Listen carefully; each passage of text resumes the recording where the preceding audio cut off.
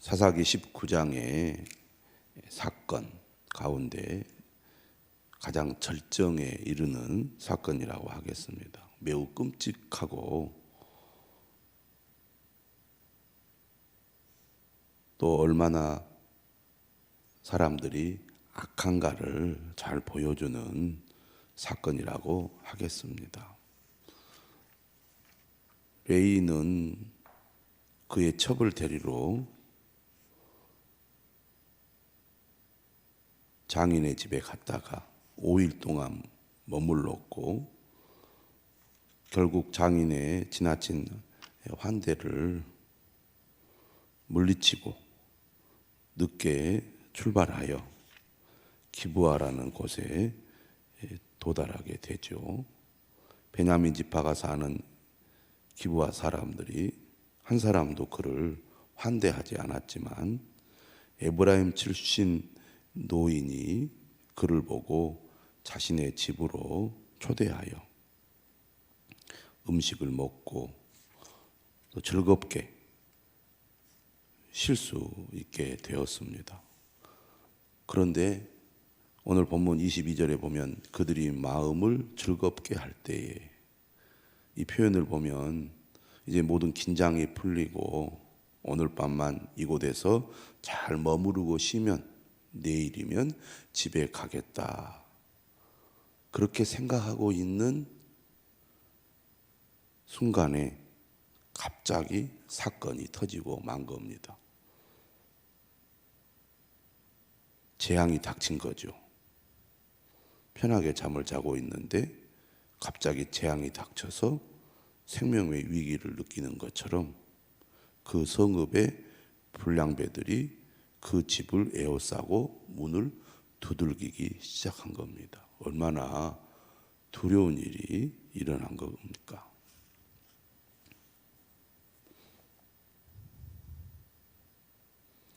우리가 세상을 살아가다 보면 늘 예측이 가능한 삶을 살아가죠. 그러나 뜻밖의 일들이 발생할 때가 있습니다. 그것이 내 생명을 위협할 때는 우리의 삶 전체를 송두리째 흔들어 버리죠. 사고가 났다든지 아니면 어떤 불량한 사람에 의해서 생명의 위협을 겪게 된다든지, 이럴 때 얼마나 혼란스럽고 두렵겠습니까? 우리나라의 경우에는 드문 일인데 미국 같은 경우에 총기 살인 사건 발생할 때가 있잖아요. 심지어 교회 안에서 예배를 드리는데 총기 사건이 발생해 가지고 총을 쏴서 사람을 죽이는 일들이 종종 일어나고, 학교에서도 그런 일이 일어납니다. 가장 평화스럽고 가장 안전한 곳이라고 생각되는 장소에서 뜻밖의 끔찍한 사건이 발생하는 경우가 있다고 말해요. 그런데 지금 이 레위는 모든 것이 다 해결이 되었구나, 이제 모든 것이 내가 원하는 대로 되겠구나라고 마음에 안심을 하고 있을 때 이런 끔찍한 사건을 맞닥뜨리게 된 겁니다. 어제 아침 말씀에 보면 노인이 그를 초대하잖아요. 얼마나 한편으로 마음이 안심이 되었겠습니까? 그리고 노인도 분명하게 얘기했어요. 그대는 안심하라. 그대에게 이제 평안이 있을 것이다. 샬롬, 이렇게 이야기를 했잖아요. 모든 위험은 사라지고 더 이상 걱정을 안 해도 된다. 오늘 본문과 같은 이런 사건을 맞닥뜨리지 않기 위해서 누군가의 도움이 필요했던 것이고, 그리고 안전한 울타리 안에서 밤을 보낼 수 있게 된 거잖아요. 그러니 얼마나 마음이 이제 든든하고 편안했겠습니까? 그런데 갑자기 이런 사고가 터졌기 때문에 오늘 본문은 매우 긴장감이 고도로 지금 높아 있는 상태라고 하겠습니다. 우리의 삶에도 이렇게 예측할 수 없는 끔찍한 일들이 발생할 수가 있습니다. 누구에게나. 가장 안전하다고 생각한 동족이 사는 기부하러 일부러 선택해서 들어왔는데 이런 일이 발생한 거죠. 이 불량배들이 집을 에워싸고 주인에게 말합니다. 네 집에 들어온 사람을 끌어내라. 우리가 그와 관계하리라. 이 본문은 창세기 19장의 소돔성 이야기를 떠올리게 합니다. 하나님께서 불과 유황으로 심판한 성이죠. 그들이 얼마나 타락했는지 잘 보여주는 이야기가 오늘 본문의 이야기와 매우 유사합니다. 우리가 그와 관계하리라. 이것은 성적인 표현입니다. 외지인이 들어왔는데 우리가 그를 그냥 내버려 두지 않고 우리가 원하는 대로 우리의 욕구를 그를 통해 해소하고 그를 철저히 짓밟겠다는 얘기입니다. 그러니까 냉대하는 것으로 머무르지 않고 일부 불량배들은 저들을 철저히 착취하고 짓밟아서 자기들의 욕망을 채우겠다는 행동을 보이고 있는 거죠. 그러자 집주인 그 사람이 노인인 거죠. 그들에게 나와서 설득을 합니다. 아니라 내 형제들아, 내 형제들아, 이런 표현을 통해서 그 상대방들로 하여금 자식인 자신의 집에 온 손님에게 해를 끼치지 못하도록 그들을 설득하려고 합니다. 청하노니 이 같은 악행을 저지르지 말라. 이 사람이 내 집에 들어왔으니 이런 망령된 일을 행하지 말라. 내 집에 온 손님을 보호하겠다는 의지가 이 노인에게 있습니다. 잘 닦는 것이죠. 마땅히 그렇게 해야 맞을 것입니다. 그런데 그 다음 말이 잘 납득이 되지 않죠.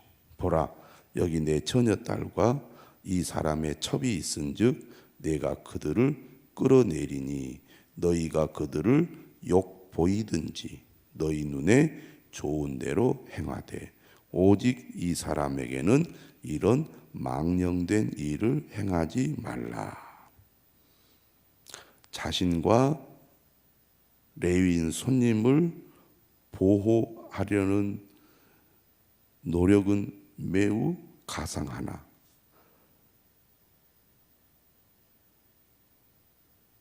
자신과 손님을 보호하기 위한 그의 태도는 우리의 시각으로는 잘 납득이 되지 않죠.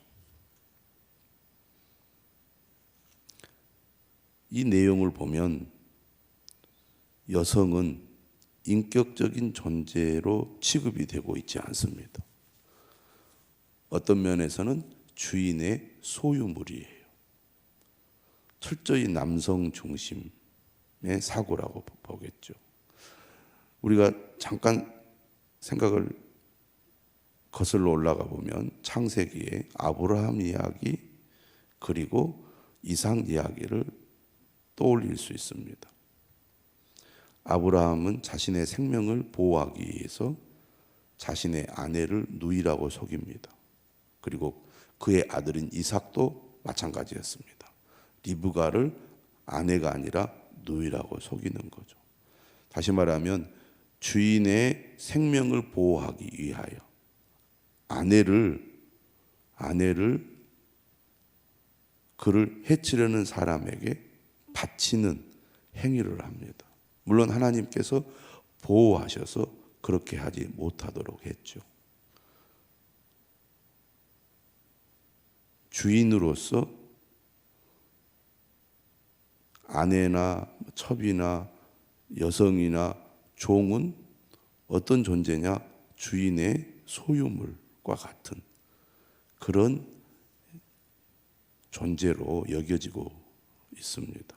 근데 지금 이 상황은 상당히 위태로운 상황이고 생명이 위협을 받는 상황입니다.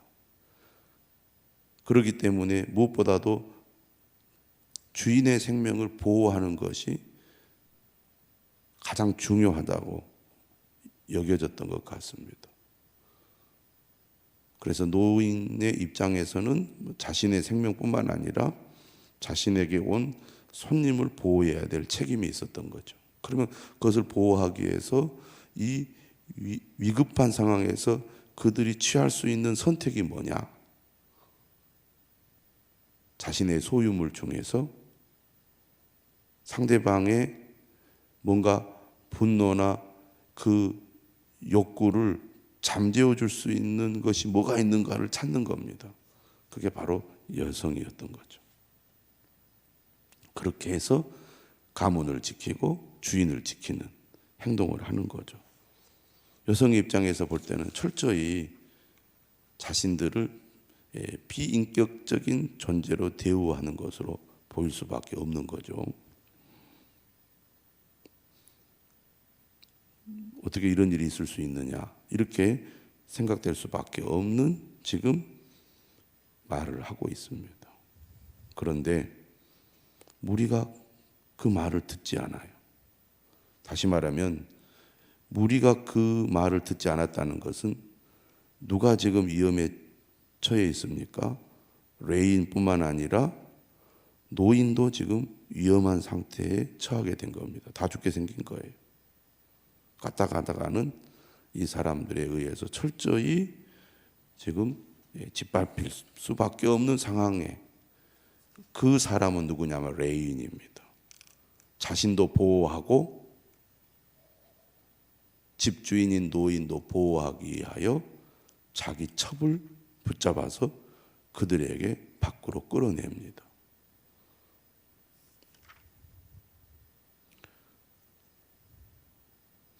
일상적인 상황에서 이런 일을 했다면 비난을 받아 마땅하고 악한 행동이지만, 위급한 상황에서 모두가 목숨을 잃을 수 있는 이 상황에서 최후의 수단으로 그들이 자신을 보호하기 위해서 할 수 있는 행동이 이것밖에 없다고 판단을 한 겁니다.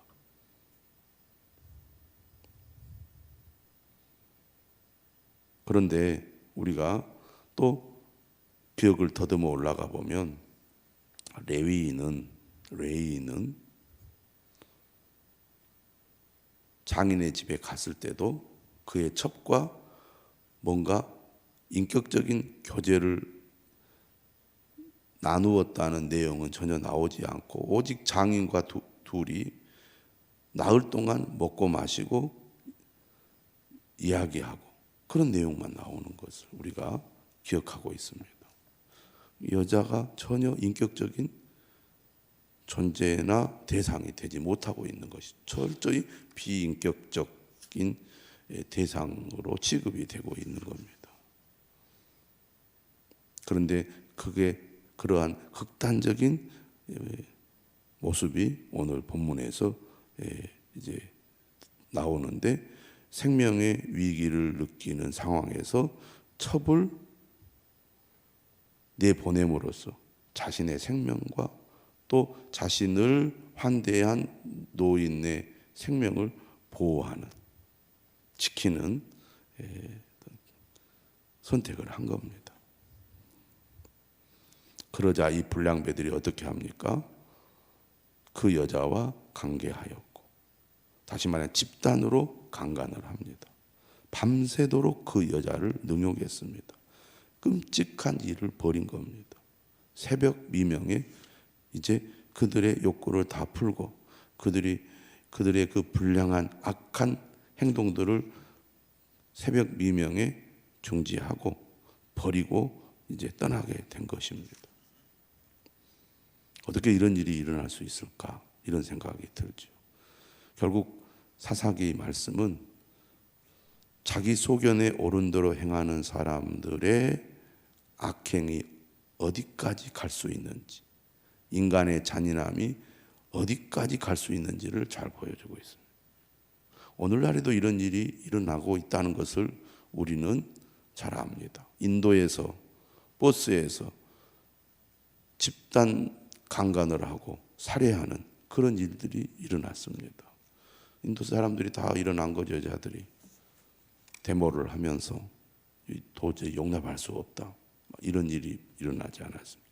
우리나라에서도 지금도 가끔 청소년들이 같은 청소년에게 술을 먹이고 집단 강간하는 이런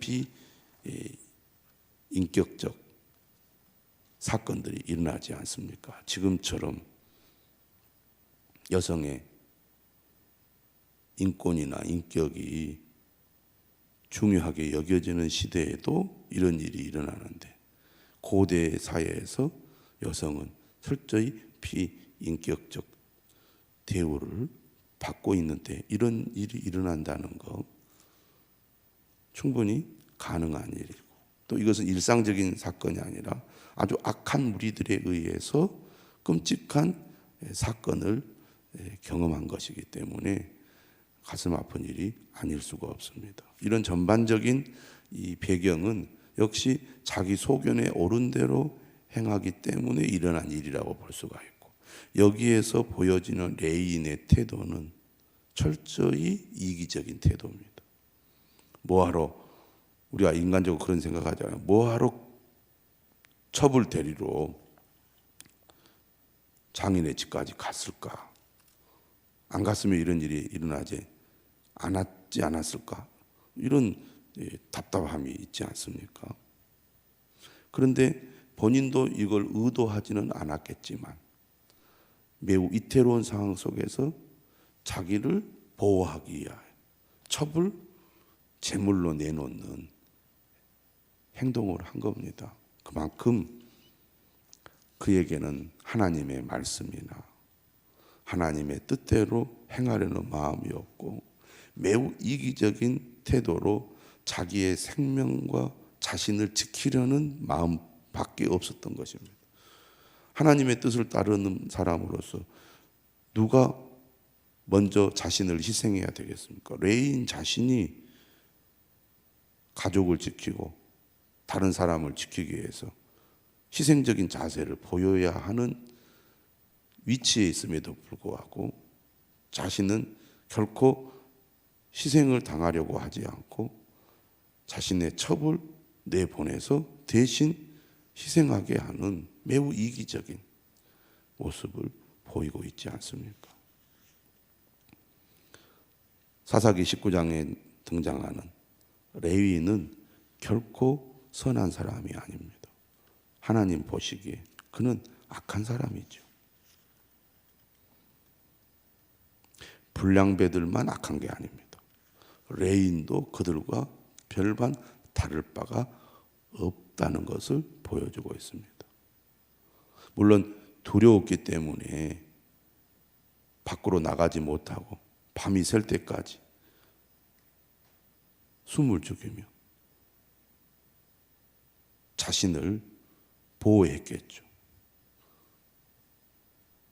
사람은 매우 위기의 순간에 그 사람의 본성이 드러나게 됩니다.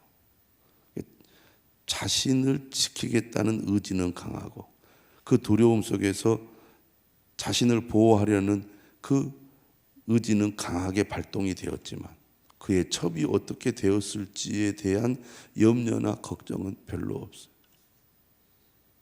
그만큼 이기적이라는 겁니다. 그 마음에 하나님의 마음이 없다는 겁니다. 하나님의 말씀을 따라 살아가는 삶이 없기 때문에 철저히 자신의 본성을 따라 이기적인 생각과 행동을 하고 있는 것이죠. 동이 텄습니다. 동이 텄다는 것은 위험 요소가 사라졌다고 볼 수 있어요. 그런데 그때의 그 장면이 어떻게 소개가 됩니까? 26절에 보니까 여인이 자기의 주인이 있는 그 사람의 집 문에 이르러 엎드러져 밟기까지 거기 엎드러져 있었습니다. 자기의 주인이 누구입니까? 레위인입니다. 그러니까 그래도 자신이 돌아갈 곳은 주인이 있는 것이고, 그래도 자신을 맡길 수 있는 사람은 지금 현재 주인밖에 없는 거예요. 그는 밤새 철저히 능욕을 당하고 겨우 목숨을 부지한 상태에서 남편이 있는 집 문 앞까지 갔지만 그는 그 집 문을 두들기고 그 집 문 안으로 들어갈 힘이 없었습니다. 그리고 그곳에서 그는 결국 숨을 거두고 만 겁니다. 얼마나 안타깝습니까? 집 문에 이르러서 그 손이 어디 있는가 보니까요, 27절에 그의 두 손이 문지방에 있었어요.